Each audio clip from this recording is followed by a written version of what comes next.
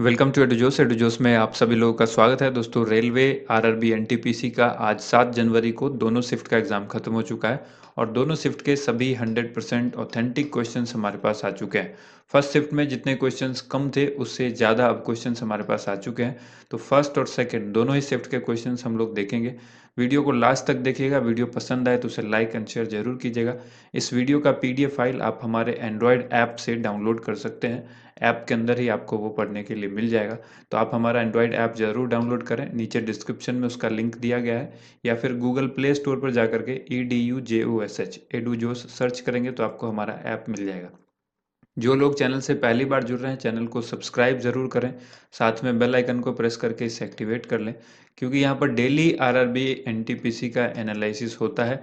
कभी आपको लगता है कि वीडियो का नोटिफिकेशन नहीं आया हो, तो आप एक बार चैनल पर जाकर के विजिट ज़रूर कर लें, क्योंकि वीडियो डेली आती ही आती है। करंट अफेयर्स की भी डेली वीडियो आती है। तो आपको अगर नोटिफिकेशन नहीं मिलता है तो एक बार जाकर के मैन्युअली चेक कीजिए कि वीडियो अपलोड हुई या नहीं हुई है। ठीक है, तो चलिए शुरुआत करते हैं। सबसे पहले हम लोग सेकंड शिफ्ट के क्वेश्चंस देखेंगे, इसके बाद फर्स्ट शिफ्ट के क्वेश्चंस देखेंगे। फर्स्ट शिफ्ट के लगभग 30-32 से ज़्यादा क्वेश्चन जो है वो हमारे पास आ चुके हैं। 36 क्वेश्चन लगभग हैं। उसमें से जो क्वेश्चन भी पूछा गया है आप देखिएगा। शिफ्ट 2 के क्वेश्चन से यहाँ पर एक पूछा गया है कि मौर्य चंद्रगुप्त मौर्य के दरबार में कौन थे। और ऐसे ऑप्शंस जो है वहाँ पर एग्जैक्ट नहीं दिया हुआ है हमारे सामने, क्योंकि जब तक ऑप्शन नहीं होगा ये क्वेश्चन जो है ये ऑप्शन बेस्ड क्वेश्चन होते हैं। तो इस तरह के क्वेश्चंस में आपको ऑप्शन बताना होगा। चंद्रगुप्त मौर्य के जो दरबार में थे, कालिदास भी थे, मेगास्थनीज भी आया था। ठीक है, जो कि सेल्यूकस निकेटर का राजदूत था। ठीक है, सेल्यूकस निकेटर का राजदूत कौन था? मेगास्थनीज। और जो भारत आया था किसके दरबार में? चंद्रगुप्त मौर्य के दरबार में। और कालिदास जो थे ये इसके दरबारी कवि भी थे। ठीक है, कालिदास।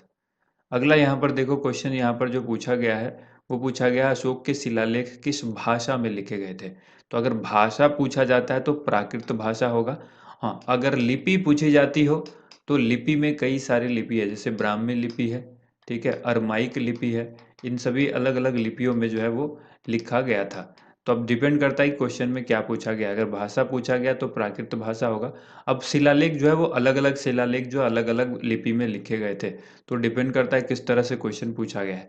जीवन की सबसे छोटी इकाई पूछी गई है, कौन सी है? बायोलॉजी का बहुत ही छोटा बहुत ही आसान सा क्वेश्चन है। जीवन की सबसे छोटी इकाई कौन सी है? कोशिका, जिसको हम लोग सेल कहते हैं। ठीक है, इसके बाद घरेलू मक्खी का वैज्ञानिक नाम भी पूछा गया है। तो घरेलू मक्खी जो है इसका वैज्ञानिक नाम होता है मस्का डोमेस्टिका। ठीक है, मस्का डोमेस्टिका घरेलू मक्खी का वैज्ञानिक नाम होता है। इस तरह से जितने भी वैज्ञानिक नाम है, जैसे मेंढक का वैज्ञानिक नाम क्या है, मनुष्य का वैज्ञानिक नाम क्या है, इस सबको आपको याद रखना होगा। ठीक है, शेर का क्या है, हाथी का क्या है, इन सब के वैज्ञानिक नाम एक बार पढ़ लीजिए, जितने भी जानवर हैं। ठीक है, इन सब के और मनुष्य के भी आप याद रखिएगा। कुछ फल हैं उनके भी वैज्ञानिक नाम है, उनको भी याद रखिएगा, जैसे आम का मैंगेफेरिया इंडिका। ठीक है, इसके बाद अगला यहाँ पर प्रश्न पूछा गया, हरियाणा में परमाणु संयंत्र कहाँ पर बन रहा है। तो हरियाणा के अंदर परमाणु संयंत्र जो है वो फतेहाबाद में बन रहा है। फतेहाबाद के अंदर भी बात करें तो गोरखपुर एक जगह है।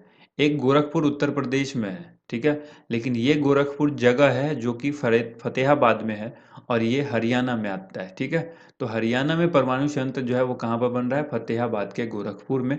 2025 तक यह बनकर तैयार हो जाएगा। ठीक है, इसकी जो उद्घाटन इसका है वो किसने किया था? मनमोहन सिंह ने इसका उद्घाटन किया था। ये बहुत इंपॉर्टेंट पॉइंट है। हो सकता है इससे रिलेटेड क्वेश्चन आपको रिलेट करके पूछ दे कि किसने जो है ये हरियाणा परमाणु संयंत्र का उद्घाटन किया था। काफ़ी लंबे समय के बाद ये बनना हाथ लगा, क्योंकि इस पर सुप्रीम कोर्ट वगैरह के कई सारे केसेस चल रहे थे। तो ये चीज़ें आपको याद रखनी है। भारतमाला परियोजना किससे संबंधित है? ये क्वेश्चन पूछा गया है। तो भारतमाला परियोजना का संबंध किससे है? यह राष्ट्रीय राजमार्ग के विकास से संबंधित परियोजना है। क्या है? राष्ट्रीय राजमार्ग के विकास से संबंधित परियोजना है, यानी नेशनल हाईवे के डेवलपमेंट से रिलेटेड है। इसके बाद यहाँ पर देखिए, खिलाफत आंदोलन का उद्देश्य पूछा गया है। खिलाफत आंदोलन का उद्देश्य है तुर्की में इस्लाम के खलीफा सुल्तान की गद्दी और उसका साम्राज्य बचाना। ये भी इंपॉर्टेंट क्वेश्चन है। अब याद रखिएगा खिलाफत आंदोलन कब हुआ था, ये कमेंट कीजिए। इसके बाद देखिए, ओपेक में कितने सदस्य देश हैं, ये पूछा गया है। ठीक है, ओपेक का पहले फुल फॉर्म भी आपको याद रखना होगा, इसको जरूर पढ़िएगा। ओपेक की स्थापना कहाँ हुई थी, ओपेक का हेडक्वार्टर कहाँ था। जो चीज़ें मैं बता रहा हूँ आप उसको अच्छी तरह से याद रखिए। आने वाले दिनों में डेफिनेटली आपको 5 से 7 नंबर का फायदा सिर्फ वीडियो से मिलेगा, जो हमने पिछले कई दिनों में बनाए हैं। तो यहाँ पर कितने सदस्य हैं? 13 सदस्य हैं, ठीक है। ध्यान रखिएगा 14 सदस्य नहीं है। 14 इसलिए नहीं है क्योंकि जो कतर था उसने ओपेक से अपनी सदस्यता वापस ले ली है, ठीक है। तो इसीलिए अब सदस्य की संख्या सिर्फ 13 है। वो 13 देश कौन कौन से हैं याद रखिएगा? सऊदी अरब, Algeria, Iran, Iraq, Kuwait, Angola, संयुक्त अरब अमीरात यानी यूएई, उसके बाद नाइजीरिया, लीबिया, वेनेजुएला, गबोन, उसके बाद गिनी और कांगो। ये सभी जो है ओपेक के सदस्य हैं जिनकी संख्या 13 है। इसके बाद देखिए अगला जब सवाल यहाँ पर पूछा गया येलो वेस्ट आंदोलन कहाँ पर हुआ था? तो येलो वेस्ट आंदोलन जो है वो फ्रांस में हुआ था। इसके बाद क्वेश्चन पूछा गया संविधान जब बना था उस वक्त कितने अनुच्छेद थे? तो उस वक्त टोटल 395 अनुच्छेद थे। ये आपको याद रखना है। इसी तरह से आपको इससे रिलेटेड और भी चीज़ें याद रखनी है, जैसे संविधान बनने में खर्च कितना हुआ, संविधान बनने में टोटल समय कितना लगा, ये सारी चीज़ें आपको याद रखनी है। इनमें से कौन एप्लीकेशन सॉफ्टवेयर है? ये पूछा गया है और उसमें ऑप्शन दिया गया था मैक ओएस, यूनिक्स, लाइनक्स। तो देखिए ये तीन चीज़ तो क्लियर है, एक दो तीन ये सभी क्या है? ऑपरेटिंग सिस्टम है। इसके अलावा चौथा ऑप्शन बताया कैंडिडेट ने कि शायद ग्राफिक्स था, ठीक है। तो ग्राफिक्स या ग्राफिकल यूज़र इंटरफेस की बात करें तो ये एक एप्लीकेशन सॉफ्टवेयर है। एमएस ऑफिस भी एक तरह का एप्लीकेशन सॉफ्टवेयर है। तो तीन ऑप्शन यहाँ पर क्लियर है कि ये तीनों था। तो इसके अलावा जो भी चौथा ऑप्शन रहा होगा वो आंसर हो जाएगा। यूआरएल क्या है ये पूछा गया है। पहले यूआरएल का फुल फॉर्म पूछा जा रहा था लगातार, अब पूछा जा रहा है कि यूआरएल क्या है। तो यूआरएल का फुल फॉर्म तो सबको पता है, यूनिफॉर्म रिसोर्स लोकेटर होता है, ठीक है। अब यहाँ पर आपसे पूछा गया है कि यूआरएल क्या है। तो यहाँ पर आपको याद रखना है कि किसी वेबसाइट का जो पता होता है, वो हमने आपको पहले बताया था कि यूआरएल क्या होता है। कोई भी वेबसाइट आप लिखते हैं जैसे google.com लिखते हैं, तो यहाँ पर ये जो google.com है ये क्या है? ये यूआरएल है। यहाँ पर अगर आप याहू लिखते हैं या edujos.com लिखते हैं तो ये क्या है? ये एक यूआरएल है, यानी ये एक वेबसाइट का पता बताता है, ठीक है। वेबसाइट का एक एड्रेस है। अगला क्वेश्चन है मिल्की वे से संबंधित एक क्वेश्चन पूछा गया था। क्वेश्चन पूरा हमारे पास नहीं है। फादर ऑफ ज्योग्राफी यानी भूगोल के पिता जो है वो किसको कहते हैं? देखिए ऑप्शन में वहाँ पर जो था, ठीक है, वो इरेटोस्थनीज ऑप्शन में अगर है तो यही आंसर होगा। अदरवाइज जो भी ऑप्शन था उसको देखते हुए कहना पड़ेगा कि क्या जो है वो एग्जैक्ट आंसर होना चाहिए, ठीक है। यहाँ पर इरेटोस्थनीज जो है फादर ऑफ ज्योग्राफी, आप इसको याद रखिए। इसके अलावा नेपाल के राष्ट्रपति कौन है ये पूछा गया है। विद्या देवी भंडारी इसका राइट आंसर होगा। 2018 में निशानेबाजी में स्वर्ण पदक किसने जीता? तो देखिए 2018 में कॉमनवेल्थ गेम हुआ था और उसमें निशानेबाजी में जो 7 गोल्ड मिले थे। अब 7 गोल्ड निशानेबाजी में किसको किसको मिले थे वो देखिए।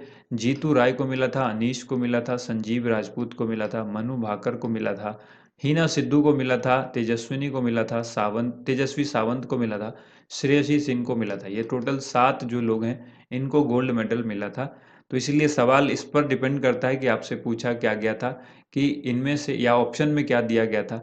तो 2008 में निशानेबाजी में स्वर्ण पदक किसने जीता था? मेरे समझ से ऑप्शन में मनु भाकर जरूर रहा होगा, क्योंकि ये फेमस पर्सनालिटी है और ये जो स्पोर्ट पर्सन है इनसे रिलेटेड काफ़ी एक बार एग्जाम में क्वेश्चन पूछा जाता है। अगला प्रश्न है नेशनल रूरल हेल्थ मिशन जो है वो कब शुरू किया गया था? शायद ये क्वेश्चन पूछा गया है, तो आप लोग कमेंट करके बताइए कि इसका आंसर क्या होगा, ठीक है। पहला रेलवे विश्वविद्यालय कहाँ पर बनाया जाएगा? पहला रेलवे विश्वविद्यालय कहाँ पर बनाया जाएगा, यानी फर्स्ट रेलवे यूनिवर्सिटी के लिए क्वेश्चन पूछा गया है। तो वडोदरा गुजरात में ये बनाया जाएगा, ठीक है। वडोदरा गुजरात में पहला रेलवे विश्वविद्यालय बनाया जाएगा।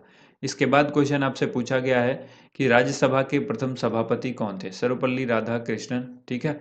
इसके बाद देखिए अगला प्रश्न पूछा गया है 1 फरवरी 2019 को बजट किसने पेश किया?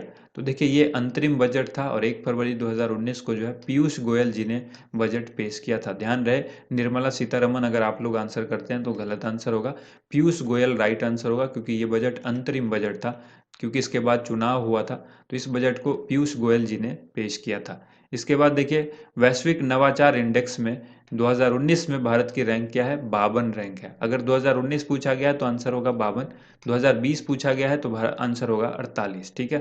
2020 का जो है वो लेटेस्ट है 48, और दोनों में ही स्विट्जरलैंड जो है वो पहले स्थान पर है, चाहे वो 19 हो या 20 हो। नेक्स्ट यहाँ पर है क्वार्ट्ज किस प्रकार के चट्टान का उदाहरण है? तो देखिए ये रूपांतरित चट्टान का उदाहरण है, ठीक है।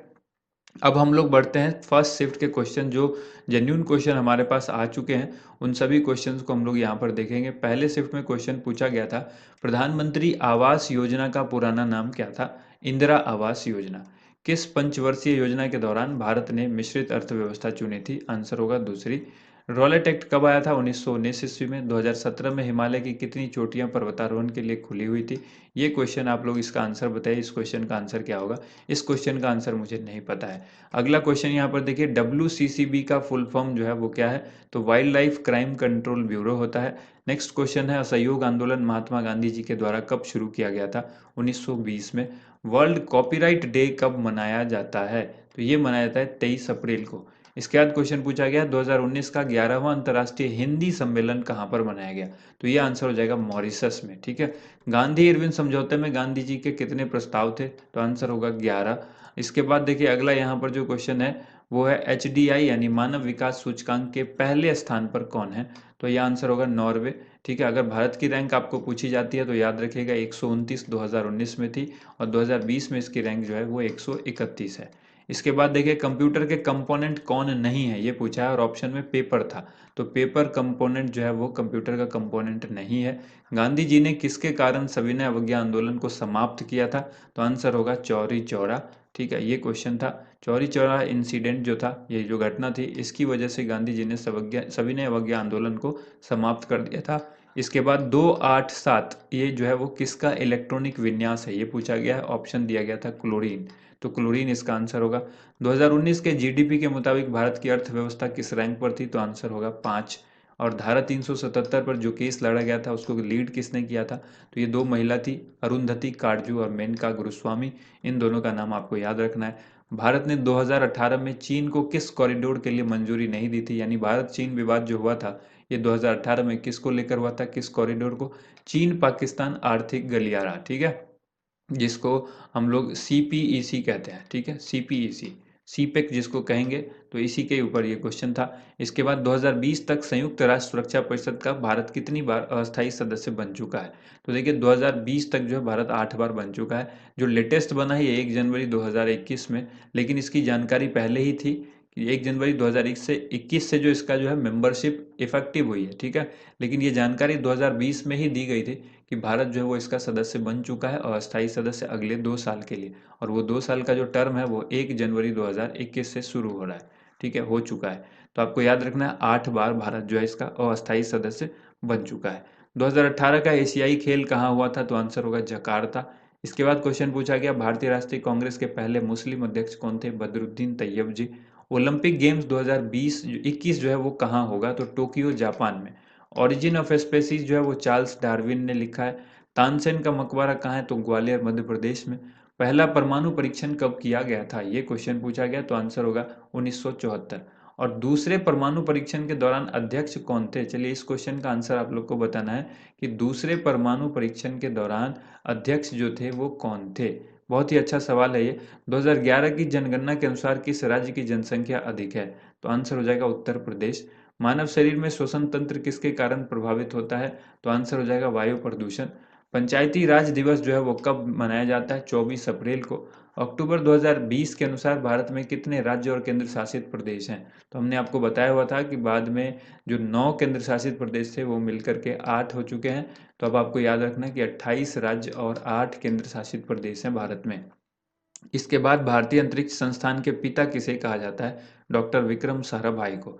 नेक्स्ट क्वेश्चन है, स्वर्णिम चतुर्भुज योजना पूछा गया है। तो ये जो है अटल जी के समय में लागू की गई थी। इसके बाद जो है सविनय अवज्ञा आंदोलन का नेतृत्व किसने किया था? महात्मा गांधी जी ने किया था। कार्बन के अपरूप को लेकर एक क्वेश्चन पूछा गया है, तो हीरा उसमें ऑप्शन था शायद, तो हीरा आंसर हो जाएगा। हीरा किसका अपरूप है? कार्बन का अपरूप है। कैटायन यानी धनायन से एक संबंधित क्वेश्चन पूछा गया है। किसी तो धनायन क्या होता है या कैटायन क्या होता है? किसी आयन में इलेक्ट्रॉन की संख्या प्रोटॉन से कम हो तो उस आयन में धनात्मक जो है यानी पॉजिटिव आवेश होता है, और उसी को धनायन कहते हैं। आहार श्रृंखला से रिलेटेड भी एक क्वेश्चन पूछा गया था, लेकिन क्वेश्चन यहाँ पर नहीं है। एशियन फुटबॉल कप 2023 कहाँ पर होगा? ये क्वेश्चन पूछा गया, तो चीन में होगा। दूसरे परमाणु परीक्षण के दौरान जो हमने आपसे पूछा कि परमाणु ऊर्जा विभाग के अध्यक्ष कौन थे, ये शायद पूछा गया होगा। तो इसके अध्यक्ष थे उस वक्त R चिदम्बरम, याद रखिएगा। R चिदम्बरम जो उस वक्त है वो अध्यक्ष थे। और इसके बाद देखिए तो टोटल यहाँ पर हमने इसमें 36 क्वेश्चन देखा। कौन से क्वेश्चन नहीं है, first shift second shift in दोनों को मिला करके अलग अलग शिफ्ट के क्वेश्चन नंबर आप जरूर हमें कमेंट कीजिए, ठीक है, कि कौन सा क्वेश्चन नहीं था। जो भी क्वेश्चन आपको याद है आप वो हमें ज़रूर बताइए। उम्मीद करते हैं वीडियो आप सभी को पसंद आई होगी। इस वीडियो को ज़्यादा से ज़्यादा लाइक कीजिए, शेयर कीजिए। इस वीडियो पर हम लोग टारगेट रखते हैं 15,000 लाइक का। जल्दी ही आप इसको पूरा कर दीजिएगा। Thank you so much. आप सभी लोगों का वीडियो देखने के लिए बहुत बहुत धन्यवाद।